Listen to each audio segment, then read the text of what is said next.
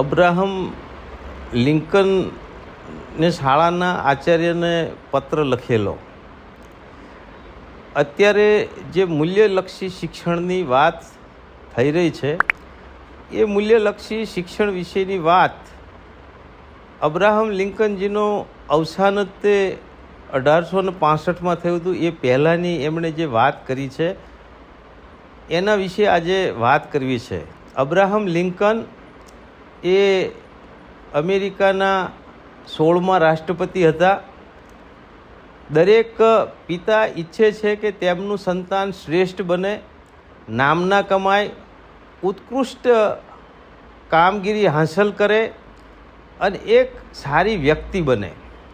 અમેરિકાના પૂર્વ રાષ્ટ્રપતિ અબ્રાહમ લિંકને પણ પોતાના પુત્ર માટે આવી જ ઈચ્છા વ્યક્ત કરી. તેઓ ઈચ્છતા તો તેમના પુત્રને રાજનીતિમાં લઈ જઈ શકતા, સેનેટર કે ગવર્નર પણ બનાવી શકતા હોત, પરંતુ તેમણે એવું કંઈ ના કર્યું અને એમના બાળકના શિક્ષણની એમણે ચિંતા કરી. તેમના પુત્રનું નામ વિલી હતું. વિલીને સ્કૂલમાં દાખલ કરવામાં આવ્યો ત્યારે તેમણે સ્કૂલના આચાર્યને એક પત્ર લખેલો.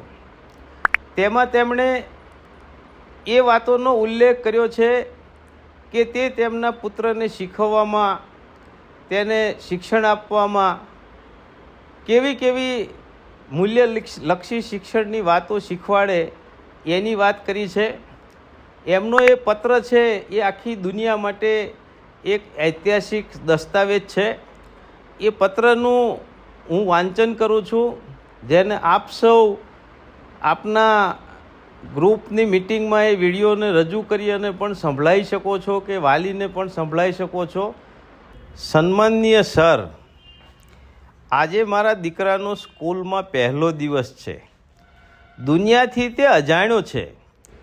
હું ઈચ્છું છું કે આપ તેને જિંદગીના મૂલ્યો શીખવજો. આ જગતના બધા જ લોકો સારા અને સાચા હોઈ શકે એવું નહીં હોય.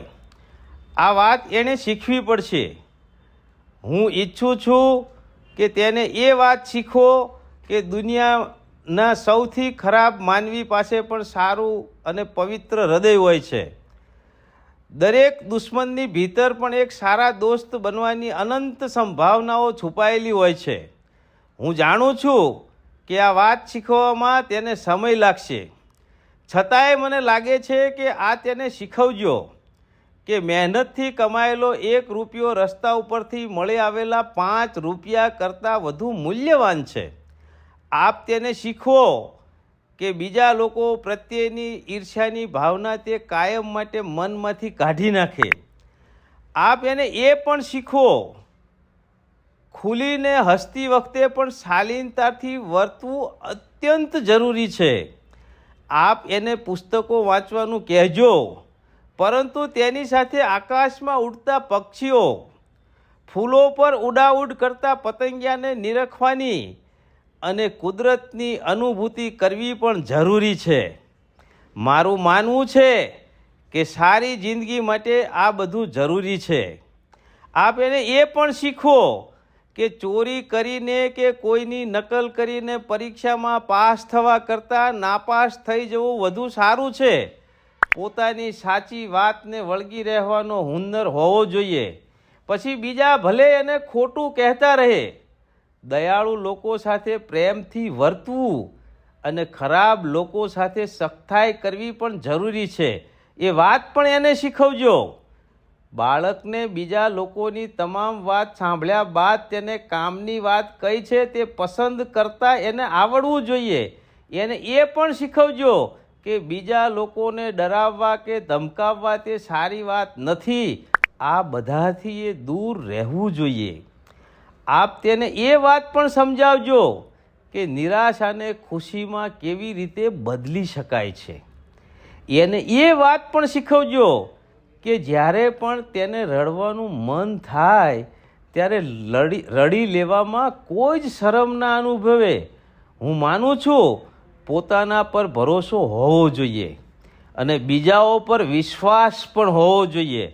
અને તેમ થશે ત્યારે જ તે ઉમદા વ્યક્તિ બની શકશે.